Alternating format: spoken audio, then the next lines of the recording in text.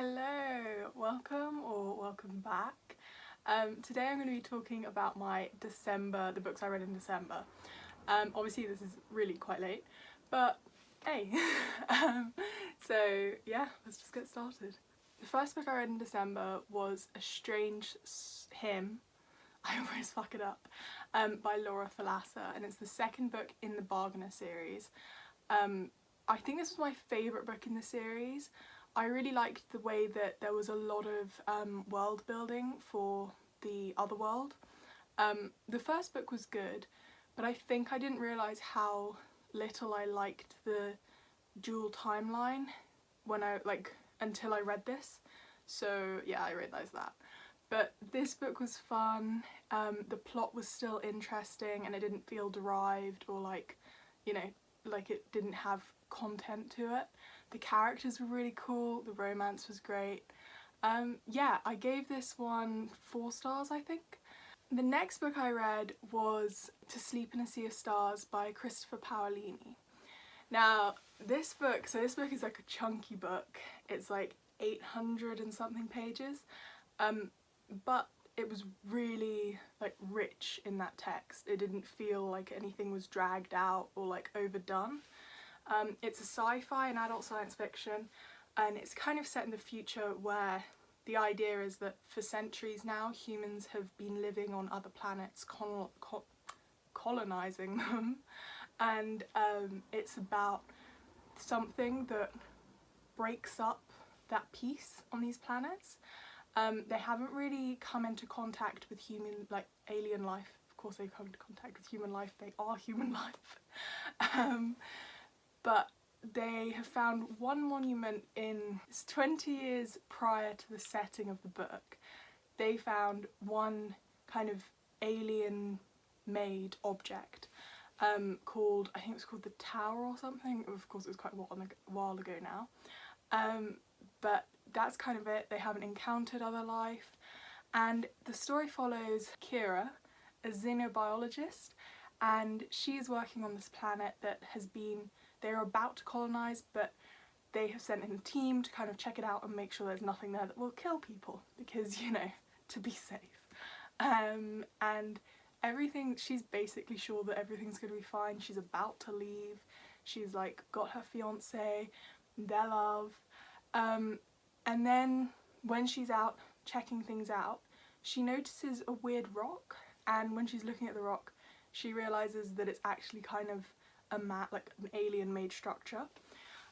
So she gets closer, and through events she becomes infected by something. That's all I'm going to say. But basically it takes her on a wild journey, and it also has really interesting politics to see the way that that's kind of transferred from Earth into planetary living, which obviously I know Earth's a planet, but you know what I mean. And also there are some things, like one planet or two have been like specifically more populated by one nationality. So there's one planet that's kind of known for being populated by Koreans. So I thought that was a really cool detail. Yeah, the writing was beautiful, but it was also very detailed. I'm not incredibly scientifically endowed with knowledge, but it was rife with information, but I still really enjoyed it, and actually nothing was too far beyond my capabilities of understanding and what I already knew. And also at the back of the book, Paolini's put articles that lectures from the Space Academy that he has referenced, talking about specific, I guess, theorems like FTL. Yeah, so I really enjoyed that, and I think I gave it 4 stars, just because something about the ending it wasn't exactly what I wanted, but it was still great. Yeah. Then I read Shock Horror, the 3rd book in the Bargainer series, Dark Harmony by Laura Thalassa. This was probably my least favourite book in the series. I actually can't remember much about it. I just remember kind of being like, it was a bit of a trek. And also, although the one thing that really like made me happy about this book was that one character in particular, Temperance, who is I always forget her name, Callie's best friend. She's black, and throughout the series I've noticed that she's had, and I've like seen that a lot of other people commented on it, that she's had very stereotypically black speech. I guess like there's a lot of overused attitude, so she literally like uses "oh bitch" or like "oh come on girl" like literally 3 times in one sentence, which I mean, if you do that, that's fine, but it's kind of the whole thing of it's a bit weird when there aren't as many black characters, especially in fantasy, to drive straight into stereotypes when you're writing one. So, but that was improved much in the 3rd book, and she was a lot more human. But yeah, and I liked the ending. The ending was fun. Yeah, I think the main plot was just lacking a little. Next, I read Half a King by Joe Abercrombie. This was a recommendation from my dad, and I was a little bit skeptical because I just didn't know if it would be terribly interesting going off of the blurb. Not that the blurb's bad or anything, but I didn't know if it would have enough action to keep me truly enthralled. But it was packed. The characters were really good. Yavi was really interesting. The people that he met along the way were really, I guess, vibrant. Yeah, so I'll just give you a quick like synopsis. Basically, this follows Yavi, who was born a prince, and his dad dies, and his dad basically tried to he was very ashamed of him because Yavi was born with his hand wasn't fully formed, so people within this fantasy world kind of perceived it as a weakness because he couldn't really hold a blade, he couldn't fight.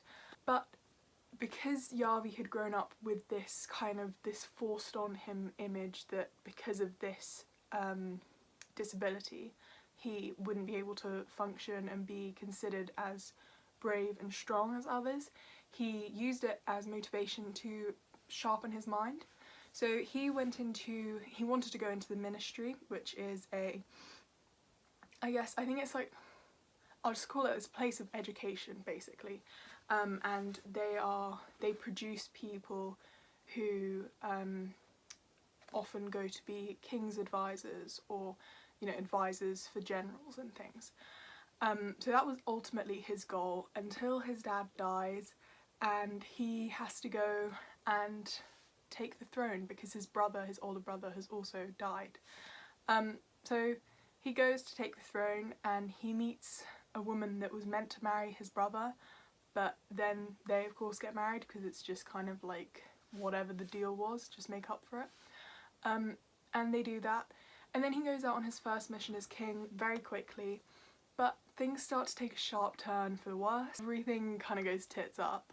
You also really get to see Yavi grow as a character. This is the first book in the Shattered Sea series, so I'm definitely going to read this. And if you need more incentive to read it, Robin Hobb, who wrote The Assassin's Apprentice and loads of other stuff, she said it's enthralling and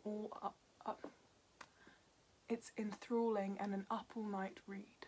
Then I read Ink by Alice Broadway, and this was a recommendation and a gift from my cousin. I didn't really know much about it. I knew that it had something to do with tattoos, and all on the back it says is the truth will get under your skin. But I was really pleasantly surprised by this. This is I think I'd call it a young adult book. I'd say it's like for 12 to 14 maybe, or maybe 15. I mean, obviously there's no upper end of it, but you know. And it was really interesting story, a really well fleshed out world.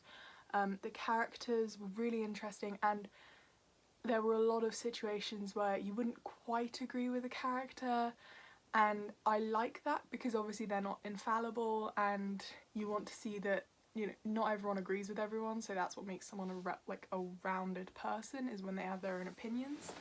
But the story's very interesting.